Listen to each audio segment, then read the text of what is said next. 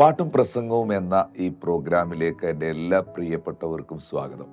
ശരിക്കും ഇന്ന് ബ്രദർ ഏബലിലൂടെ കേട്ട ഗാനം എൻ്റെ ജീവിതത്തിൽ, എൻ്റെ വിശ്വാസ ജീവിതത്തിൽ എന്നെ ഏറ്റവും കൂടുതൽ ടച്ച് ചെയ്തിട്ടുള്ള ഹൃദയസ്പർശിയായ അനുഗ്രഹീതമായ ഒരു ഗാനമാണ്. സാധു കൊച്ചുകുഞ്ഞ് ഉപദേശി ഈ ഗാനം തൻ്റെ ആത്മാവിൽ എഴുതി ചിട്ടപ്പെടുത്തുമ്പോൾ ആ മനുഷ്യൻ എത്ര ആഴമായി കർത്താവിനെ സ്നേഹിച്ചിരുന്നെന്നും ആ സ്നേഹത്തിൻ്റെ ഡെപ്ത് എത്ര അധികമാണെന്നും ആ വരികളിലൂടെ പ്രതിധ്വനിക്കുന്നുണ്ട്. ഈ പാട്ട് എപ്പോൾ കേട്ടാലും എപ്പോഴൊക്കെ ശ്രവിച്ചാലും കർത്താവിൻ്റെ കാൽവറി ക്രൂശിലെ സ്നേഹത്തെ ഓർക്കാതിരിപ്പാൻ നമുക്ക് കഴിയത്തില്ല. പൊതുവെ തിരുമേശയുടെ ശുശ്രൂഷകൾ നടക്കുമ്പോഴും ഒരു സമർപ്പണത്തിൻ്റെ സമയങ്ങളിലൊക്കെയാണ് ഈ പാട്ട് പാടാറുള്ളതെങ്കിലും ഇതൊരു പാട്ട് എന്നുള്ളതിനപ്പുറമായി ഇത് നമ്മുടെ അനുഭവമാണ്, നമ്മുടെ സാക്ഷ്യമാണ്. പ്രാണനാഥൻ പ്രാണനാഥൻ എൻ പേർക്കായി ചാകുന്നു. ഇത്രമാം സ്നേഹത്തെ എത്ര നാൾ തള്ളി ഞാൻ ഓർക്കാതെ പോയി, അറിയാതെ പോയി, മനസ്സിലാക്കാതെ പോയി. ഈ മഹാപാപത്തെ ദൈവമേ നീ ഓർക്കല്ലേ. ഇത് ഉള്ളിൽ തട്ടി ഹൃദയത്തിൽ ധ്യാനിച്ച് പാടിയാൽ കണ്ണ് നിറഞ്ഞൊഴുകും. കാരണം അങ്ങനെയാണ് ബൈബിൾ നമ്മളോട് പറയുന്നത്. റോമർക്കെഴുതിയ ലേഖനം 5-ാം അധ്യായത്തിൻ്റെ 6-ാം വാക്യത്തിലേക്ക് വരുമ്പോൾ, നാം ബലഹീനരായിരിക്കുമ്പോൾ തന്നെ ക്രിസ്തു തക്ക സമയത്ത് അഭക്തർക്ക് വേണ്ടി മരിച്ചു. നീതിമാന് വേണ്ടി ആരെങ്കിലും മരിക്കുന്നത് ദുർലഭം, ഗുണവാന് വേണ്ടി പക്ഷേ മരിക്കുവാൻ തുനിയുമായിരിക്കും. ക്രിസ്തുവോ നാം പാപികളായിരിക്കുമ്പോൾ തന്നെ നമുക്ക് വേണ്ടി മരിക്കുകയാൽ ദൈവം തനിക്ക് നമ്മോടുള്ള സ്നേഹത്തെ പ്രദർശിപ്പിച്ചു.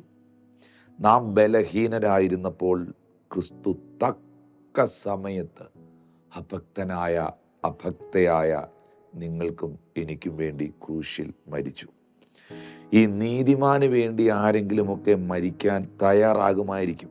അതും അങ്ങനെ സാധ്യമല്ല, അത് ദുർലഭമാണ്. എന്നാൽ ഗുണവാന് വേണ്ടി മരിക്കാൻ തുനിയുമായിരിക്കും. ആരെങ്കിലും ഒരുപക്ഷെ ഒരു നീതിമാന് വേണ്ടി മരിക്കാൻ തുനിയുമായിരിക്കും. ഇത് രണ്ടും സാധ്യത കുറവാണ്. എന്നാൽ പാപിക്ക് വേണ്ടി, പരാജിതന് വേണ്ടി, തകർന്നവന് വേണ്ടി, ദോഷിയായ ഒരുത്തിന് വേണ്ടി, സമൂഹവും മനുഷ്യനും മതവും ഒക്കെ എഴുതിത്തള്ളിയ ഒരുത്തിന് വേണ്ടി മരിക്കാനൊന്നും ആരും തയ്യാറാകത്തില്ല. അവനെ കൊല്ലാൻ ശ്രമിക്കത്തേ ഉള്ളൂ. പക്ഷേ ക്രിസ്തുവോ, യേശുവോ നിങ്ങൾ പാപികളായിരിക്കുമ്പോൾ തന്നെ നിങ്ങൾക്ക് വേണ്ടി മരിക്കുകയാൽ ദൈവം തനിക്ക് നമ്മോടുള്ള സ്നേഹത്തെ ആ ക്രൂശിൽ ക്രിസ്തുവിലൂടെ പ്രദർശിപ്പിച്ചു. പ്രിയപ്പെട്ടവരെ, ഈ വചനത്തിൻ്റെ വാക്യത്തിൻ്റെ ആഴവും വലുപ്പവും ഭയങ്കര വലുതാണ്. നമ്മളെ കർത്താവ് സ്നേഹിച്ചത്, ക്രിസ്തു ക്രൂശിൽ നമുക്ക് വേണ്ടി മരിച്ചത് നമ്മളെന്തോ പെർഫെക്റ്റ് ആയതുകൊണ്ടല്ല, നമ്മൾ ഇംപെർഫെക്റ്റ് ആയതുകൊണ്ടാണ്.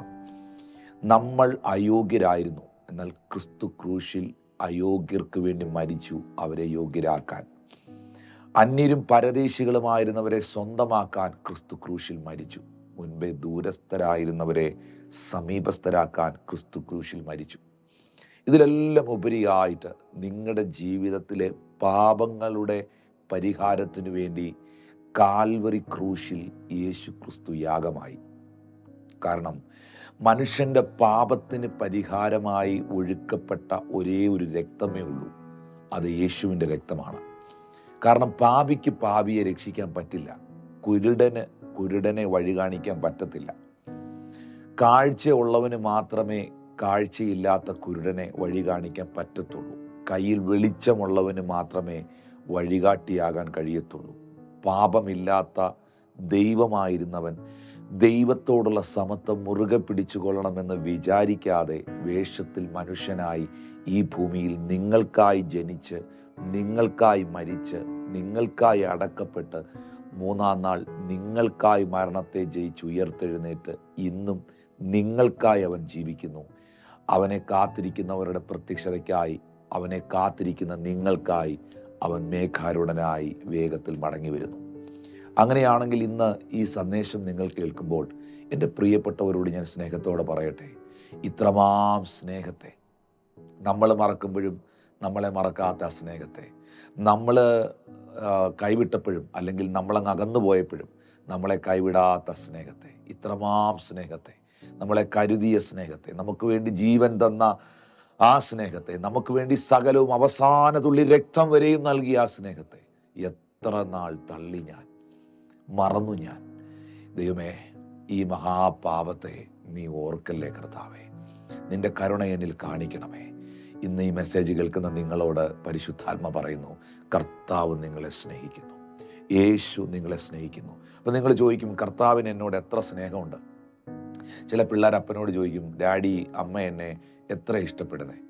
50% ആണോ, 10% ആണോ, 70% ആണോ, 100% ആണോ? എത്ര സ്നേഹമാണ് എന്നോടുള്ളേ?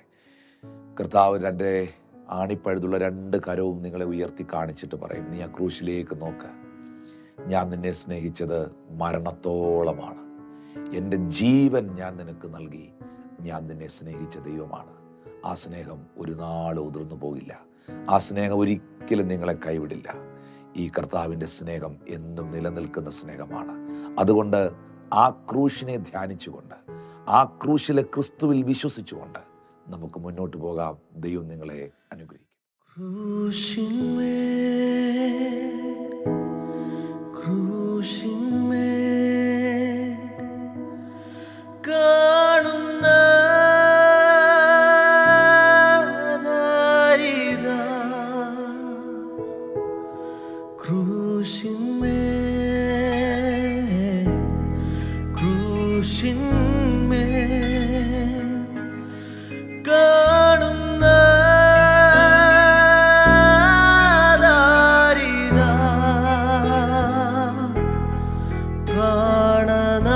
പ്രാണനാഥൻ